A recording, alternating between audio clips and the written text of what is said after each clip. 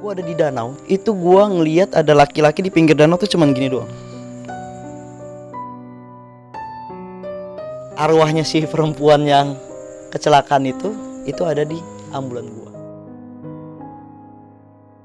Suara keranda itu bukan suara kerandanya goyang atau gimana, kebanting.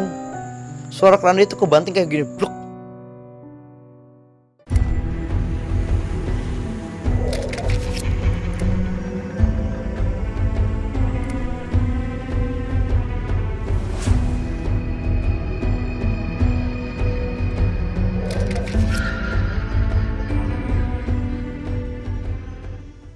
Assalamualaikum warahmatullahi wabarakatuh. Selamat malam teman-teman. Balik lagi di Lentera Malam bareng gua Adit. Sekarang kita lagi ada di segmen Saksi Misteri nih. Kita kedatangan tamu spesial nih. Kemarin udah sempat cerita dan ini salah satu narasumber yang paling banyak di request sama teman-teman untuk cerita lagi di Lentera Malam. Kita kenalan lagi nih sama narasumbernya, Bang Resvaldi. Woi, Bang. Ya. Apa kabar nih? Alhamdulillah baik. Sehat? Alhamdulillah sehat. Lagi sibuk apa nih sekarang? Sibuk mencari jodoh aja nih. Mencari jodoh. Wah. Teman-teman lagi mencari jodoh silakan DM dia. Nanti IG-nya gue taruh di deskripsi. Mumpung belum ada pacar ya. Sekarang promosi ini ya, promosi diri ya. Iya. Siapa tahu ada ceweknya nyangkut. Gue mau ngobrol-ngobrol dikit sama Bang Resvaldi. Kemarin kan lu sempat cerita yang tentang pengalaman lu sebagai supir mobil jenazah nih. Iya. Dan kemarin kita bikin 2 part dan teman-teman banyak yang salah paham sebenarnya. Di part 1 itu isinya komennya banyak yang negatif. Tapi di part 2 positif semua ya komennya. Karena teman-teman mungkin nggak ngeh, itu sebenarnya di part pertama itu Bang Resvaldi ini nyeritain tentang awal-awal dia jadi supir jenazah ya. Perjalanannya lah. Iya, jadi supir ambulan mobil jenazah. Itu awal-awalnya. Nah, buat kisah-kisah mistisnya itu ada di part 2. Jadi emang kita pisah buat latar belakang dia sama cerita mistisnya di part 2. Jadi teman-teman yang suka misteri langsung aja mampir ke part 2-nya nih. Jadi biar nggak menghujat part 1-nya. Iya betul. Betul. Kemarin banyak yang DM. Iya, banyak yang DM. Banyak request juga minta cerita. Banyak yang request. Minta cerita lagi. Iya, minta part 3. Gue bilangnya nunggu diundang ini. Sekarang lu mau cerita pengalaman mistis lu lagi nih? Pengalaman mistis ya ada beberapa sih yang ya sebenarnya banyak lah, tapi ya gue ambil yang kayaknya yang seru-serunya aja kali ya. Yang seru-serunya aja ya? Yang seru-serunya aja. Oke, lu ada yang mau dipromosin lagi nggak nih? Selain lu masih ngejomblo? Ngejomblo sih enggak ya, ini cem-cemannya banyak ini. Oh iya, sampingannya banyak ya? Yang bahaya nanti dilihat. Sebelum kita dengerin ceritanya Bang Resvaldi lagi tentang pengalaman lu sebagai supir jenazah lagi kan Bang ya? Iya. Ya udahlah, sebelum itu kita tonton dulu yang satu ini.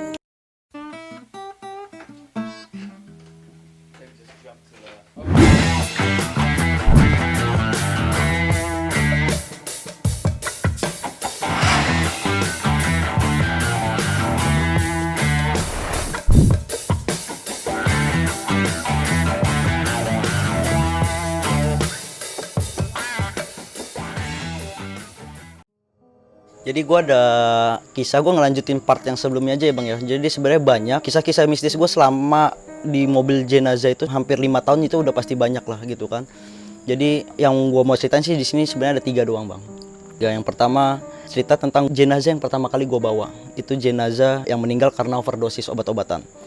Yang kedua itu pengalaman gue membawa jenazah yang korban tabrak lari, seorang perempuan tabrak lari. Yang ketiga membawa jenazah keluar pulau ke Lampung. Itu nanti gue ceritain dari awal lagi ya, dari awal. Jadi yang pertama itu gue bawa jenazah. Yang pertama kali yang gue bawa itu adalah anak muda yang meninggal karena overdosis. Singkat cerita gue lagi tidur di masjid. Itu 10 menit lagi mau azan. 10 menit lagi mau azan asar. Ada orang datang. Ketok-ketok, assalamualaikum, ke kantor sekretariat, ngomong, Mas, saya mau pakai ambulan gitu kan. Oh iya Pak, buat kapan? Buat sekarang juga, buat hari ini juga. Itu secara nggak sengaja makanya gue bisa bawa mobil tuh ambulan gitu kan. Karena gue kaget, gue juga baru bangun tidur gitu kan. Gue telepon si supirnya, yang mantan supir sebelumnya itu. Gue telepon itu dia nggak nyambung, terus gue telepon ketua rukun kematiannya juga nggak diangkat-angkat gitu loh. Dan sedangkan dia mau makamin tuh habis asar, dan dia kemana-mana sudah nggak ada ambulan. Jadi gue nggak beraniin diri buat gue yang bawa. Nah sepanjang perjalanan gua dari masjid gua itu mau ke rumahnya yang meninggal itu, gua itu nanya sama si bapak ini. Gua pikir bapak ini kan kayak pengurus RT-nya buat yang ngurusin. Ternyata si bapak ini adalah orang tuanya sendiri. Dia ngomong kalau misalkan sih si anaknya meninggal karena sakit. Pas gua nyampe di rumah duka, jenazah dimasukin ke keranda gua, terus dibawa ke musola buat disolatin. Nah, gua tau lah dengar ceritanya kalau dia ini meninggal karena overdosis obat-obatan terlarang lah. Gua nggak tahu itu jenisnya apa, gua ngerti. Dia meninggal karena obat-obatan terlarang. Dia overdosis di rumahnya, meninggal. Gua ngerasa apa ya namanya, pertama kali bawa jenazah, mungkin feeling gua kayak campur aduk lah. Itu kan perasaan gua tuh campur aduk. Gua mikir seneng juga iya bisa bawa jenazah, tapi gue juga takutnya juga iya gitu loh, karena pertama kali gue bawa jenazah gitu kan. Dan gue sempet kayak down aja gitu karena gue nggak percaya diri buat bawa jenazah. Sampai gue nelpon temen gue buat gantiin gue, tapi temen gue nggak ada yang mau ngerespon. Udah biar aja lu bawa, biar lu ada pengalaman gitu kan, kata temen-temen gangan gue. 2 orang yang gue telepon nggak mau. Akhirnya singkat cerita gue bawa jenazah itu. Si bapak ini duduk di depan itu sama salah satu tetangganya yang ngurusin pemakamannya. Dia mau nunjukin pemakamannya itu. Dia waktu itu mau dikuburin di TPU Budi Dharma. Nah, si bapak ini akhirnya keceplosan lah ngomong. Nah, dia bilang, ya saya sedih, ini anak pertama saya, anak yang saya harap-harapin gitu kan, namanya itu pengennya yang sukses lah ataupun apa, ya kan, ya karena pergaulan jadi kayak gini gitu kan. Ya terus dia nepok paha gua sambil ngingetin, jangan kayak gitu mas, kalau masih muda ya kan, sayang umur, katanya ngomong gitu kan.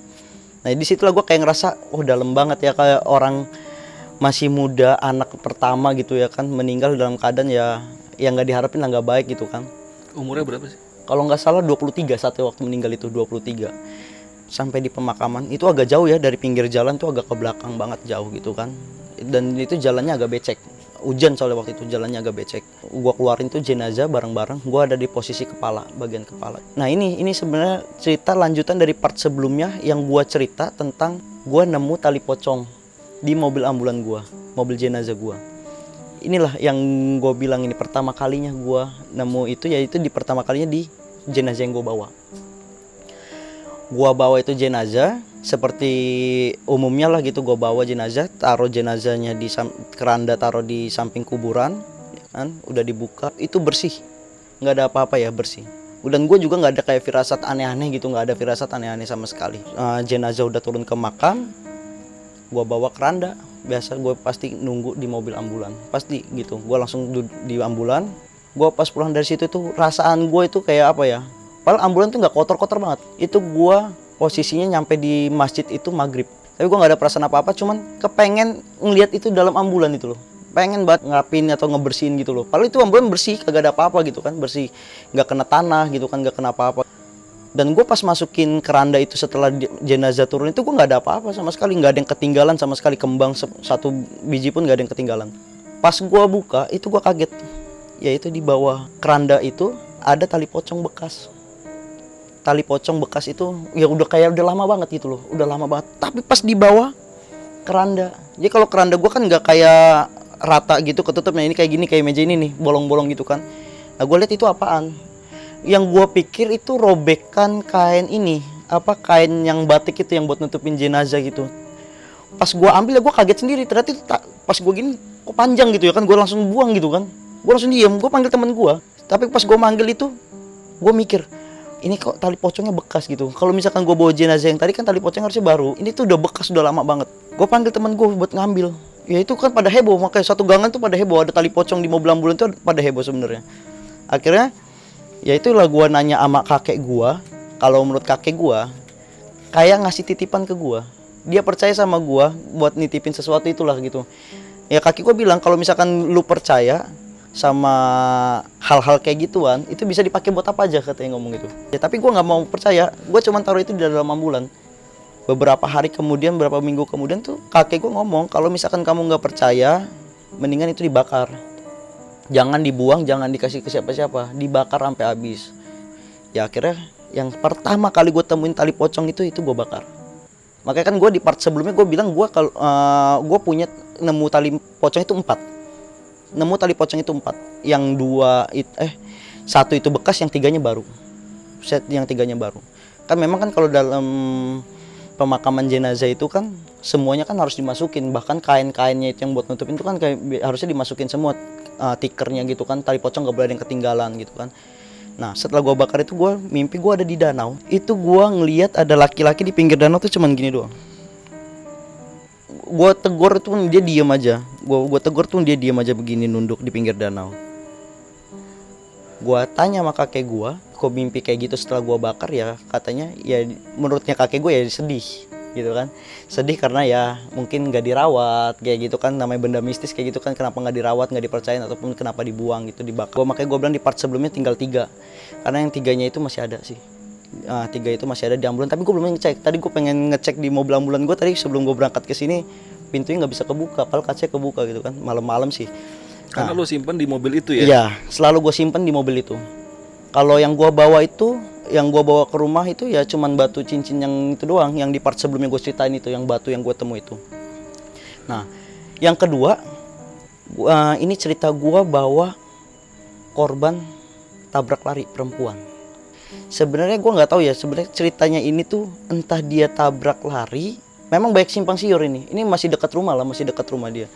Banyak ada yang bilang dia ditabrak lari, saksi-saksi di situ tuh ada yang bilang dia itu kayak tiba-tiba jatuh sendiri aja gitu loh di jalan Danau Sunter.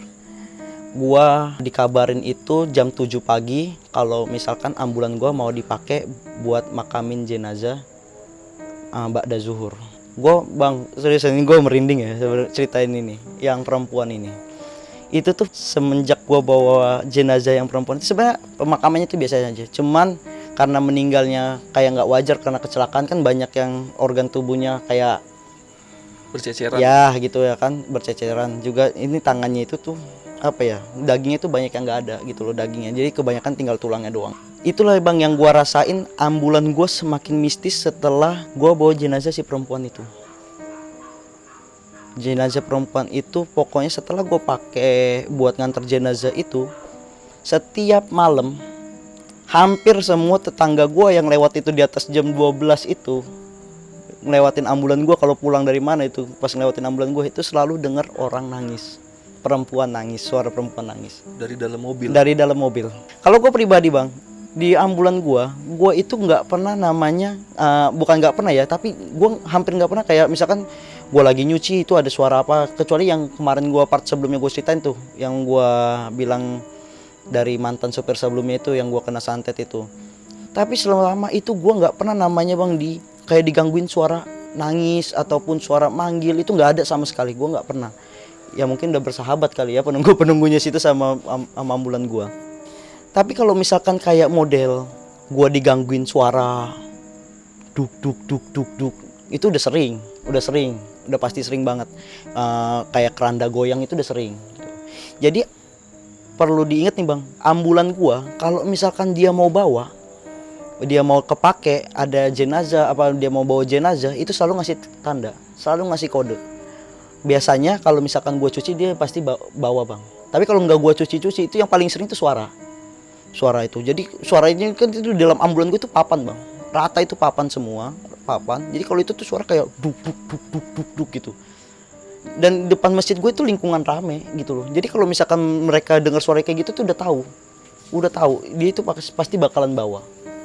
Nah pokoknya ambulan gue setelah bawa si perempuan itu, katanya memang arwahnya si perempuan yang kecelakaan itu ada di ambulan gua. Tapi dia nggak pernah kayaknya gangguin gua secara langsung sih, nggak pernah ya. Kayak cuman nangis itu yang denger tuh cuma tetangga gua doang. Lu sendiri nggak pernah? Nggak pernah gua denger di ambulan gua itu bang. Kadang-kadang gua abis nyuci aja gua masih suka tidur di dalamnya. Nggak ada rasa takut sama sekali. Gua nggak ada rasa takut sama sekali. Tidur di dalamnya gua tuh masa bodoh. Nggak pernah gue digangguin. Tapi kalau tetangga gue lewat kadang-kadang ada yang nangis gitu kan, ada yang manggil, itu sering kayak gitu. Nah udah setelah kayak gitu gue bilang, karena gue sering nanya kan, jadi itu sempet heboh, kok ambulannya tuh sekarang suka ada yang nangis, dan orang-orang tetangga situ tuh pada keberatan ambulan gue taruh di situ gitu loh. Ya terus gue bingung, gue juga mau taruh mana, depan rumah gue aja orang rumah gue nggak ada yang mau gitu ya kan, gitu nggak ada yang mau, orang rumah gue nggak ada yang mau. Akhirnya ya itu ada yang bilang kalau itu perempuannya, tadi gue nggak ngomong bang, gue cuman ngomong ambulan gue suka gangguin orang sekarang gitu, sama orang yang bisa ngeliat. Dia itu kasihan, dia itu hancur katanya. Gue langsung inget, itu perempuan, dia nangis terus kenapa? Katanya ya itu karena matinya nggak wajar, kecelakaan katanya gitu kan. Gue baru inget langsung, oh yang pernah gue bawa itu tuh udah lama bang, udah hampir setahun gue baru dengerin itu. Oh berarti ini, gue bilang gue pernah bawa. Iya dia tinggal di situ sekarang, di ambulan itu. Justru satu istilah kata yang senior lah, istilah kata senior ya ambulan itu ya si perempuan itu, yang katanya orang yang bisa ngeliat ya, termasuk saudara gue sendiri yang bisa ngeliat. Itu dia ngomong yang nungguin itu tuh perempuan. Nah ini yang cerita ketiga, ini kisah mistis gue bawa jenazah. Pertama kalinya gue keluar pulau ke daerah Lampung, itu gue bawa jenazah itu ceritanya dari sini. Tetangga gue nelpon, bang ambulan dipakai gak? Besok ada yang pakai gak? Apa gimana? Gak ada, kosong. Kira-kira mau gak bawa jenazah ke Lampung? Gue belum punya SIM bang, belum punya SIM itu saat itu. Ke Lampung gue mikir-mikir, wah gue kalau ke Lampung gue mesti izin dulu sama ketua rukun kematian gue gitu kan, gue bilang. Tapi dia bilang gini, kalau misalkan lu nggak ada gue bingung mau kemana lagi. Itu pertama. Kedua, ambulan itu bang, kalau gue bilang biayanya itu lebih mahal daripada sewa mobil. Akhirnya dengan rasa iba gue pengen ngebantu tuh keluarganya dia, akhirnya gue iyain. Ternyata jenazahnya itu setelah gue iyain, gue pikir ada di dekat-dekat sini. Ternyata jenazahnya itu ada di Bekasi. Nah inilah bang perjalanan mau ngambil tuh jenazah, itu tuh udah banyak gangguannya. Mobil gue itu kayak ngeden. Pertama kali gue rasain. Tapi gue bercandain gini, wah mobil gue nggak enak nih. Nanti gue nyampe di sana gue minta waktu ya buat ngecek mobil gue gitu. Walaupun sebenarnya mobil gue sehat gitu loh. Mobil gue pasti gue rawat bener lah gitu kan, gue rawat bener. Nyampe di Bekasi, gue turunin keranda itu. Gue nanya sama keluarga, berangkat jam berapa? Jam 2. Nah gue nyampe di sana tuh sekitar jam setengah satuan. Oh gue bilang masih ada 1,5 jam. Di Bekasi itu kan banyak lah bengkel-bengkel, namanya jalan raya itu kan banyak tuh bengkel-bengkel kontainer itu kan. Gue minta pengen ngecek di situ. Mobil gue tuh berat bang, berat kayak apa ya, kayak koplingnya ketahan. Koplingnya ketahan, jadi kalau udah dibuka kopling semua tuh kayak tetap masih nggak langsam aja gitu kan. Gue turunin keranda itu, gue nanya lagi. Pas gue mau masuk mobil, bener ya jam 2 ya? Iya, saya berarti pergi dulu mau ngecek mobil gitu kan. Ya udah. Gue keluar jalan sendiri bang. Mobil gue udah makin lama makin gak enak. Makin lama makin gak enak gue jalan. Gue jalan mungkin sekitar 10 menit gue nyari bengkel, ketemu bengkel. Tapi gue baru berhenti di bengkel, ditelepon. Gue ditelepon sama salah satu pihak keluarganya. Bang lu di mana? Di bengkel, gue bilang gitu. Gue santai aja. Gue pikir dia mau ngapain gitu kan, mau ngasih uang bensin atau suruh isi bensin. Ternyata dia bilang apa? Bang gue mau, ini jenazah udah mau berangkat. Loh, gue bilang katanya jam 2. Gue bilang gitu kan. Enggak, dia mau diberangkatin sekarang. Ya udah gue lagi di bengkel. Gue diemin aja, gue cuekin handphone gue bunyi terus, gue diemin aja. Gue tetap meriksa tuh sama si tukang bengkel, mekaniknya gue minta tolong periksain koplingnya gitu kan. Kopling enggak. Dia bilang kopling enggak apa-apa. Gitu kan. Dia ngecek itu hampir sejam itu dia ngecek. Mobil nggak apa-apa kok ya kan, dicek sampai remnya, sampai roda-rodanya itu nggak apa-apa. Akhirnya singkat cerita gue langsung menuju ke rumah duka lagi. Ternyata gue nyampe di sana itu jenazah itu udah bukan di rumah duka, tapi udah ada di musola, di terasnya musola, udah siap berangkat. Dan gue kagetnya, gue baru nyampe mobil gue bang, kaca gue dipukul sama salah satu keluarga yang gak gue kenal.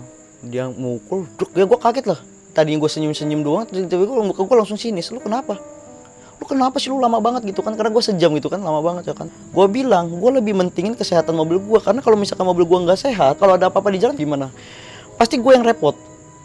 Lu juga keluarga repot nyari mobil pengganti, gimana gitu kan gue bilang. Akhirnya gue dipisahin tuh bang. Ternyata usut punya usut itu anaknya yang meninggal ini. Gue tuh akhirnya gue ultimatum aja. Yaudah sekarang gini, kalau misalkan nggak suka, biar aja pakai keranda saya pulang cari ambulan lain. Gue bilang gitu. Akhirnya damai lah, gue didamain, udah jangan ribut gitu kan, minta maaf. Gue berangkat ke sana itu cuman mobil satu doang, ambulan. Dari sekian orang yang banyak di situ, gue pikir bakal ikut banyak berapa mobil gitu. Itu cuman satu mobil doang, mau ke Lampung, satu mobil. Di perjalanan itu bang, ini setir gue udah mulai bang. Setir gue bukannya mobilnya berat, tapi setir gue lari-lari sendiri. Gue berangkat itu kayak mobilnya tinggi gini, begini sendiri, gitu kan. Gue cuek bang, cuek banget gue bilang. Tapi dalam hati itu gue takut gitu kan. Gue bukannya takutnya mobilnya rusak, bukan gitu loh. Gue takut kecelakaan doang. Ini mobil kenapa gitu kan, gue bilang. Mobil itu jalan begini, begini pokoknya. Setir lurus tiba-tiba goyang gini sendiri gitu. Kayak apa ya, mobilnya oleng gitu kan. Dan itu terasa beratnya itu masih. Gue jalan terus bang. Kejadian yang parahnya itu pas ada di Banten. Setelah keluar tol mau masuk pelabuhan. Ceritanya di situ kita pada mau istirahat, mau makan. Gue inget di situ ada almarhum Pak Dul ya. Itu orang RW, almarhum Pak Dul sama 2 orang lagi yang di belakang sama gua. Jadi total ada 4 orang yang hidup yang hidup ya, sama jenazah jadi 5 orang. Nah, gua berhenti di rumah makan Padang. Persis gua parkir di depan rumah makan Padangnya. Gua lagi makan enak-enak. Itu si pelayannya rumah makan Padang itu ngomong, "Pak, itu ambulannya ada isinya." Gue lagi makan dong. Iya, ada isinya. Tolong Pak dipindahin. Loh kenapa gitu kan? Enggak Pak, minta tolong aja, maaf banget, minta tolong dipindahin dulu. Ya, akhirnya gue terpaksa cuci tangan, pindahin tuh mobil. Gue mau mindahin tuh mobil, gue masuk mobil baru starter. Yang gue kaget itu suara keranda. Suara keranda itu bukan suara kerandanya goyang atau gimana, kebanting. Suara keranda itu kebanting kayak gini, bluk. Ada isinya tuh kan terasa sekali, sampai mobil gue goyang bang, jadi definisinya tuh bukan tutup kerandanya yang goyang, tapi kerandanya ada isinya tuh jatuh gitu, kayak goyang gitu, blek. Gue langsung lari ke dalam bang, ke rumah makan Padang, karena gue kaget pas gue masuk itu starter mobil langsung duk, gitu loh bang. Gue pokoknya udah keringet dingin, bang, udah ya bang, gak usah dipindahin, minta tolong, saya bilang gitu, gak usah dipindahin. Kenapa bang? Gak apa-apa, saya makan aja kok, sebentar aja, 5 menit aja gue. Nah gue langsung ke meja makan, ayo Pak Dul, kita beresin makannya cepet gue bilang gitu kan, ayo cepetan. Selesai makan itu pada cuci tangan kita udah bayar. Yang pas masuk mobil, gue pas mau masuk mobil ambulan itu gue udah pengen, kayak udah menggebu-gebu, gue pengen cerita gitu loh. Gue pengen cerita kalau gue tuh habis ngalamin kejadian itu gitu kan. Yang belakang malah, yang nungguin yang belakang itu pas udah buka itu, pal, dia sampai gedor-gedor mobil gue itu, pintu mobil gue kan. Keluar. Ini kenapa? Katanya gitu kan. Gue kaget. Gue udah mikir aneh-aneh gitu kan. Gue kaget. Kenapa gitu kan? Gue keluar tuh, akhirnya gue lewat depan. Gue tengok itu keranda udah posisinya miring dan udah mau jatuh kan. Jadi ada mejanya gitu bang. Ini kita tempat kita duduk begini. Nah ini ada mejanya itu buat naruh kerandanya. Itu keranda udah satu kakinya itu yang sebelah kiri belakang itu udah miring ke sini dan tutupnya itu kebuka. Di situ gue antara nggak berani bang. Seriusan gue nggak berani. Dalam hati gue itu makhluk apa yang berani kayak begitu gitu loh, sampai kejadian gue kayak gitu. Gue pokoknya yaudah Pak, pindahin aja, masukin. Ntar dulu katanya, dan gue akuin lah, maksudnya dalam yang ikut itu yang nggak ada yang titelnya ustaz tuh, nggak ada gitu. Ini kita kenapa gitu? Apa kita baca doa dulu aja bareng-bareng gimana gitu kan? Udah rapin dulu aja, rapin. Ini si rumah makan Padang juga kayak keberatan kita ada di sini, kita bawa jenazah soalnya gitu kan. Rapin, buru-buru tuh dirapin karena jenazah itu udah miring. Jenazah itu udah satu kaki itu udah mau jatuh gitu, maksudnya kaki itu udah mau jatuh gitu kan, karena kakinya udah miring. Akhirnya udah dimasukin keranda itu, kita tutup lagi, langsung bang jalan. Nah kejadiannya itu bang, pas yang di dalam kapal, gue udah bayar tiket, gue masuk ke kapal itu. Di dalam kapal itu kita nggak ada yang keluar dari dalam mobil. Jadi kita tuh murni di dalam mobil pas di kapal jalan itu.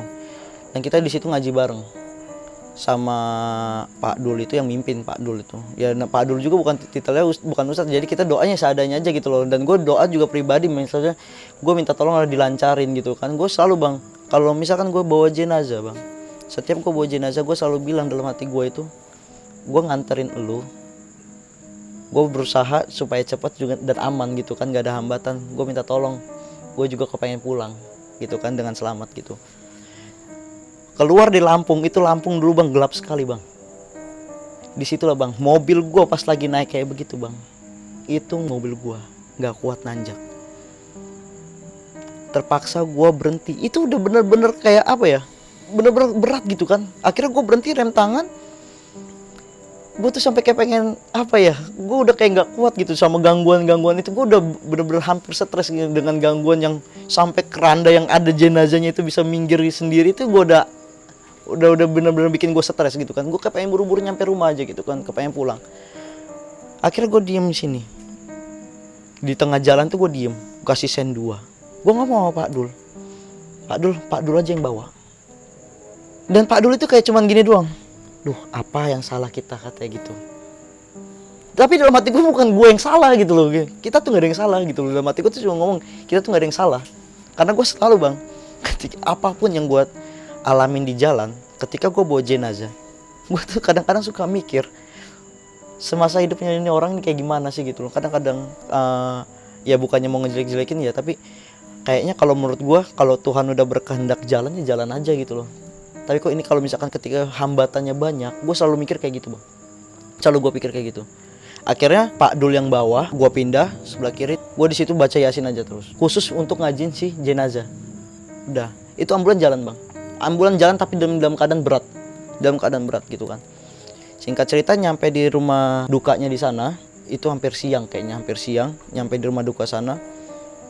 Ada orang nyamperin gue bang, ustadz di situ, pokoknya pakaian sarung gitu kan, Terus manggil orang, dia habis ngobrol, mas yang bawa ambulan ya? Iya. Dia manggil orang di situ, minta air. Air itu dipegang sama dia, dibacain doa, terus gue suruh minum.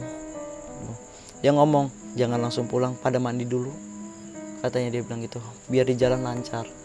Nah, gue langsung mikir nih, ini orang tahu apa yang gue alamin sama teman-teman gue selama perjalanan ke sini. Gue akhirnya mandi, gue masih kepikiran, tekad gue selesai mandi, gue pengen ngomong sama tuh orang itu di rumah itu. Akhirnya gue ngomong, Pak, tadi air tadi buat apa? Pernah ada kejadian longsor batu itu nimpa satu mobil, di situ nimpa satu keluarga.